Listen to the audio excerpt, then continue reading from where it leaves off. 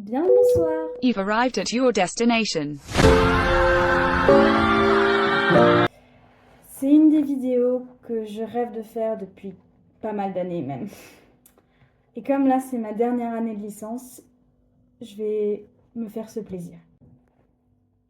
Donc on commence. Alors, je me suis acheté durant la deuxième partie de mon année scolaire l'année dernière ce sac à dos pour pouvoir compenser. Un sac qui a malheureusement lâché. Donc c'est un, si je le prononce bien, un Fjällräven Kanken, un noir classique, traditionnel. Je voulais juste les tester parce que j'en ai vraiment beaucoup entendu parler. Et je vais ajouter ma petite touche perso toute mignonne de tout début. Un pins, je voulais pas qu'il soit genre tout simple. Ce sac a la particularité d'être comme résistant et facile à nettoyer et facile à entretenir. Donc il y a toute une spécificité derrière et c'est la raison pour laquelle je l'ai choisi. Je voulais un sac qui dure et j'en avais marre de jeter tout le temps des sacs par la fenêtre. Donc, pour commencer, dans mon sac, il y a toujours une gourde. Alors, il faut savoir que ce sac a deux emplacements pour des gourdes. Donc là, je vous montrerai tout à l'heure. Voilà. Donc, si je le souhaite, je peux en mettre deux. Je peux mettre mon eau et mon thé. Voilà. Là, c'est mes deux gourdes que j'ai achetées l'été dernier au Japon. Donc, on va avoir celle de Tokyo qui est pas mal utilisée. J'avoue, c'est ma petite préférée. Et celle de Kyoto que je commence à vraiment apprécier de plus en plus. Je me demande même si je vais peut-être pas faire la collection. Alors, voilà. Donc, dans mon sac, il y a toujours une gourde, normalement remplie d'eau ou remplie de thé. Souvent le thé froid, voire chaud en hiver, mais majoritairement froid. Et du coup, la suite. On va passer à la poche que j'ai un peu skippée tout à l'heure. Donc, la poche où je range mes lunettes. Alors, étant donné que moi je vois mal de loin, c'est un peu difficile de suivre les cours sans lunettes. Donc, mes lunettes sont toujours accessibles le plus facilement possible, c'est-à-dire sur le côté de mon sac. Je suis très contente de pouvoir y accéder comme ça. Ensuite, on va passer à l'avant du sac.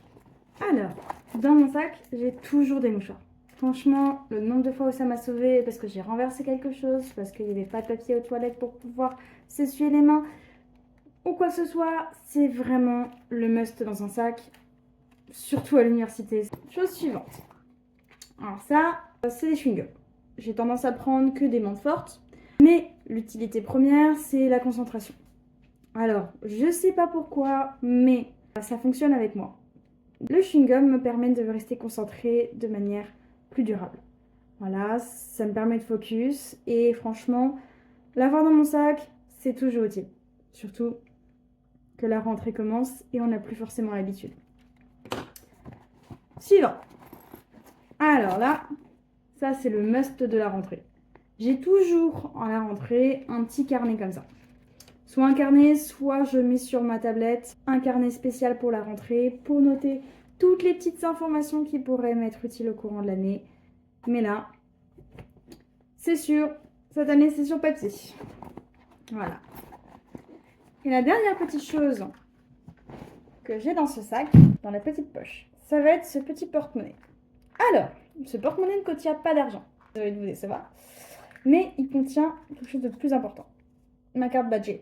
Alors, la carte Badgeo, c'est notre carte de transport en commun, ici plus particulièrement intra- et extra-urbain du Grand Est. Je la mets dans un portefeuille pour pouvoir la trouver plus facilement, parce que c'est une carte et j'ai tendance à perdre beaucoup de choses. Donc, l'avoir dans un portefeuille me permet de savoir que je cherche du vert, quelque chose que je n'ai pas forcément sur moi. J'ai tendance à avoir peu de couleurs, soit du blanc, soit du noir. Donc, ça me permet d'avoir ma carte de transport en commun, de badger et de l'avoir tout le temps sur moi. Si je cherche quelque chose ou si quelqu'un dit « Ah tiens, on a trouvé un portefeuille vert », j'ai tendance à me dire « Ça doit être moi ». Le petit portefeuille, c'est ma petite astuce. Mais j'ai aussi autre chose dedans. Alors, ça, je vais vous en montrer un. Hop, c'est des loupes. Voilà, donc c'est des boules caisses réutilisables, voilà, qui se mettent très facilement, qui s'adaptent à l'oreille en fonction d'eux. Ça me permet d'isoler, surtout dans les transports en commun, quand j'ai pas envie de mettre de musique, ou alors quand je veux étudier à la BU ou dans un café, que sais-je. Donc ça, c'est tout ce que je peux mettre dans l'avant de mon sac. Ensuite, ouvrons le sac. Alors, moi, ce que j'aime vraiment bien avec ce sac, c'est que là, je l'ai ouvert pas entièrement. Si je l'ouvre entièrement, vraiment, vous voyez tout l'intérieur du sac. Alors, attendez, hop. Vous voyez tout le sac. C'est pratique parce que ça tombe pas et tout. Et moi, j'aime bien quand tout est nickel. Donc, la première chose qu'on peut voir dans mon sac, c'est cette étrange pochette. Alors, c'est une pochette que j'ai depuis mon voyage au Japon. En fait, j'ai commencé à prendre cette poche pour me balader en voyage et je me suis rendu compte que finalement, tous les jours, ça peut être utile. C'est une pochette composée de compartiments où je peux mettre pas mal de câbles dedans. Des câbles de chargement multi-embouts, des câbles unitaires avec des embouts particuliers, donc ils sont tous un embout différent, des adaptateurs en cas de besoin, et même une clé USB. Donc c'est vraiment des choses que j'utilise en cas de besoin, si on me demande, j'ai. Voilà, ça m'évite d'emprunter à la BU. Alors ici actuellement j'ai mon chargeur pour ma tablette. Voilà. Mais normalement, c'est là où je mets ma batterie externe. Comme ça, je sais où elle est. Mais actuellement, je la prête. Donc, la première petite chose de mon sac. Seconde petite chose, la classique trousse. Alors, celle-ci, je l'ai achetée aussi au Japon. Je voulais une trousse au Japon parce que j'en avais pas. Je me suis dit, oh, le Japon est connu pour toute la papeterie. Bah, je vais acheter de la papeterie là-bas. Je ramènerai 0 stylo. Alors, pas faute d'en avoir eu besoin dans l'avion. J'ai eu un stylo gratuit dans l'avion, du coup. Mais, dans cette trousse, j'ai toujours des surligneurs en fonction des matières. Donc là, c'est les classiques parce que j'ai pas encore décidé les surligneurs des matières. C'est les classiques pastel. J'ai toujours plus de 8 couleurs, donc à où si j'ai besoin de faire un code couleur ou quoi. Donc là, j'ai un code couleur classique et un code couleur pastel. J'ai un Tipex, toujours sur moi. Et j'ai aussi des critériums. Alors, il faut savoir que les critériums, j'en ai toujours 2 sur moi. Pareil pour les 4 couleurs, c'est toujours utile. J'ai aussi une jolie petite gomme, hop là, et une règle. Voilà, le minimum syndical. En tout cas, en période d'examen. Après, le reste. Ensuite, je monte ma petite trousse d'urgence à la fin. On va avoir une pochette, donc j'en ai plusieurs. Je vais avoir plusieurs sortes. Voilà, donc celle-là, c'est celle que j'ai ramenée du Japon. L'édition que j'ai pris au cinéma, par exemple. Hein. Voilà. Mais à une époque, j'avais juste les simples comme ça qu'on trouvait dans les supermarchés. Des fois, je prends des blocs plus importants et j'en ai pas mal d'autres. Voilà. Celle-ci, elle est vide. L'objectif, c'est si on me donne des papiers importants et que je n'ai rien pour les ranger, ça va m'énerver sur le coup. Parce que je sais très bien que j'en ai à la maison. Du coup, je prends juste une pochette au cas où pour protéger les documents importants. Tout simplement. Et s'il y a un papier qui vole à un moment donné ou un autre, on ne sait jamais. Voilà. Ensuite, un petit carnet. Alors là, c'est du même principe que le petit bloc-notes. Sauf que celui-ci, c'est quand les choses, il faut absolument que je me mette en tête, il faut le faire. Donc là, je compte mettre, grosso modo, des choses importantes de manière triée. Voilà, donc ça va être le cahier cette année de informations importantes à propos de la formation. Voilà, donc le bloc-notes, il risque de partir, d'être déchiré parce que c'est des spirales, c'est fait exprès. D'ailleurs, c'est pour pouvoir les arracher à n'importe quel moment. Mais le cahier, ça va vraiment être celui de l'année où je vais mettre que des informations à propos de la formation. Voilà, parce que ma formation est très spécifique. Donc là, je pars en L3 IEM, International Economics and Management. Ça va être normalement 100% en anglais. Et à la fin de l'année, pour valider l'année, et valider du coup la licence, j'ai 3 mois de stage à l'étranger à faire. Et donc, j'ai beaucoup d'informations qui vont m'être mises dans ma tête ou des choses que je vais apprendre pour m'aider à simplifier mes démarches, etc. Ça sera dans ce cahier. Voilà, donc il y a toujours un moyen d'être organisé à un moment donné ou à un autre dans mon sac. Ensuite, tablette. Alors ça c'était un grand investissement que j'ai fait l'été dernier. Après mon retour au Japon, j'ai pris la décision d'arrêter le papier. Malgré toute la papeterie que j'ai achetée au Japon, j'avoue. C'est quelque chose que je voulais essayer pour éviter de m'éparpiller dans mes révisions. Parce que j'ai tendance à vouloir avoir un beau cours pour pouvoir réviser. Sauf que sur la paperasse, ça me faisait réécrire encore et encore mes TD, mes cours. C'était pas pratique. Donc, j'ai testé la tablette. Je voulais voir comment j'allais m'en sortir. Est-ce que j'allais réécrire aussi? Est-ce que ça allait changer quelque chose? Ou est-ce que finalement, c'était qu'un inconvénient? Alors, je suis pas déçue du tout parce que franchement, ça m'a sauvé la vie plus d'une fois. Étant donné que j'avais beaucoup d'examens, quiz, etc., la tablette, c'était beaucoup plus pratique pour moi. Mais, ça change pas tout. Ça reste les mêmes inconvénients que j'ai de réécrire pour que ça soit joli, nanana. Mais je m'organise plus facilement, mon sac est moins lourd, je m'éparpille moins dans mon appartement. Franchement, je trouve que c'est un bon investissement et je continue cette année avec. Voilà. Enfin, nous allons passer à l'avant-dernière chose dans mon sac. Hop là, mon portefeuille. Alors, ce portefeuille, ça fait quelques années que je l'ai déjà. Ça fait aussi quelques années que je le voulais. Donc, c'est un classique chez Calvin Klein. À l'intérieur, je vais avoir les essentiels universitaires, c'est-à-dire ma carte étudiante. Pour des raisons obvious, je ne vais pas vous la montrer. Mais j'ai aussi ma carte vitale, la carte bancaire, carte d'identité.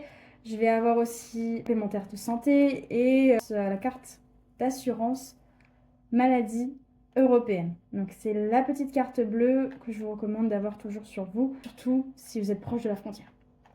Donc ça c'est le petit must. Et on finit avec cette petite pochette là. Alors c'est mon emergency kit, voilà. Donc c'est là-dedans que j'ai mis tout ce que pour moi je trouve nécessaire d'avoir toujours sur soi, en tout cas en période de cours, à l'université ou dans des lieux publics. Voilà.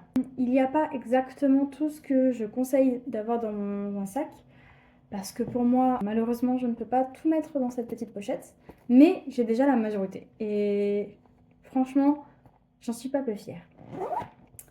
Donc on va commencer avec les essentiels chouchou en soie.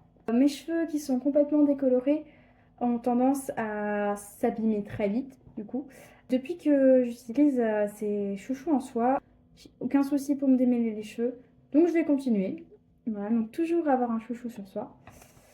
En parlant de cheveux, une brosse à cheveux. Ça, c'est les brosses à cheveux qui m'accompagnent depuis pas mal de temps maintenant. Je l'ai en plusieurs formats. Franchement, pour moi, c'est les meilleures. Après, celles que j'avais quand j'étais tout petite, que je n'arrive plus à retrouver. Voilà. Ensuite, un déodorant. Franchement, est-ce qu'on a besoin d'en discuter longtemps? Non, c'est forcément utile. Ensuite, on va avoir cette crème. Voilà.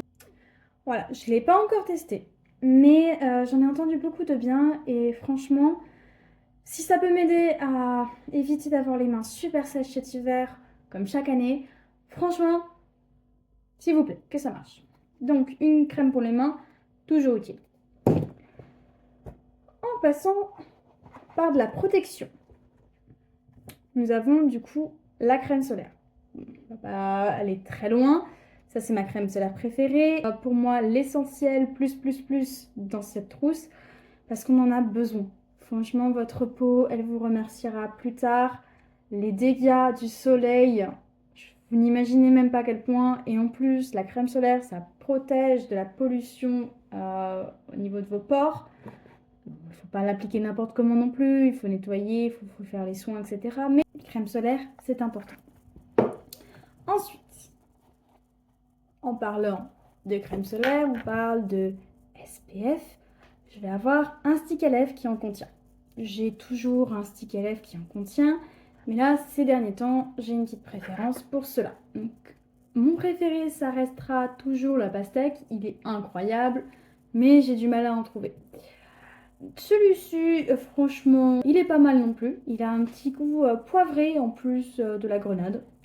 Voilà, ça rafraîchit un petit peu, surtout cet été. Voilà. Donc c'est un petit stick à lèvres, toujours utile, parce que c'est vraiment quelque chose de désagréable d'avoir les lèvres sèches quand tu essayes de te concentrer ou quoi. Autre chose, le Saint Graal. Pour moi, c'est ce gel-là. Donc, Namasté, c'est un gel qui a tendance à me calmer. Je ne sais pas pourquoi l'odeur de la lavande me calme, mais ce gel qui fait à la fois nettoyage des mains et petit calmant pour moi, franchement est un indispensable de mon sac. Ensuite, quelque chose que j'ai pris l'habitude d'avoir au Japon, c'est une petite serviette pour m'essuyer les mains. Voilà, donc celle-ci, je l'ai achetée dans un Pokémon shop, voilà, tout simplement, avec un magnifique petit design Pokémon Spectre. Voilà. C'est un indispensable pour moi. C'est quelque chose que peu de gens pensent à avoir dans leur petit sac. Mais franchement, quand tu es dans les toilettes publiques, quand tu es dans les toilettes universitaires, ou même juste au restaurant ou quoi que ce soit, c'est toujours utile d'avoir sa propre serviette. Je dis ça, je dis rien. Autre chose, étant donné que je n'applique pas ma crème solaire n'importe comment, j'ai un pad démaquillant. Donc, normalement avec celui-ci, j'ai aussi un petit sachet plastique pour pouvoir le mettre dedans quand il est mouillé. Voilà, donc il va me démaquiller, enlever tous les résidus, etc. Parce que même quand je ne mets pas de soin, je sais que j'en mette, mais je mets quand même de la crème solaire. Donc une fois que j'ai nettoyé, si je suis en extérieur ou quoi, je mets quand même la crème solaire. Ça me permet de me rassurer un peu et de me sentir un peu propre. Ça me suffit personnellement. Pour beaucoup, ça ne suffit pas, mais pour moi, ça me suffit. Avant-dernière chose dans ma petite trousse, pince à pied. Pour beaucoup de raisons, c'est utile, surtout lorsque il y a un petit cil qui me dérange. Voilà. Et ensuite, pour moi, un des indispensables à avoir sur soi, c'est des pansements. Alors ceux-là, c'est des pansements qui datent encore du Japon aussi. Parce que j'en avais acheté avec des effigies du Miffy. Voilà, donc le petit lapin tout mignon. Si je pouvais conseiller d'autres choses à mettre dans ce petit emergency kit, si vous avez la possibilité, je mettrais des pads, donc des serviettes hygiéniques, des tampons, mais aussi une brosse à dents dentifrice. Franchement, c'est pas perdu.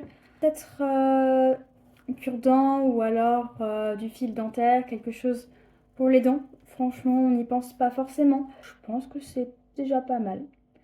Peut-être un peu de désinfectant, si vous avez des petits cotons-tiges ou des petites solutions qui permettent de faire à l'unité pour désinfecter les blessures. Voilà. Quelques médicaments si franchement vous en avez le besoin, mais je pense que petit emergency kit, il est déjà bien complet. Et voilà, c'en est tout pour mon sac et mon emergency kit. Et j'espère qu'on se revoit bientôt.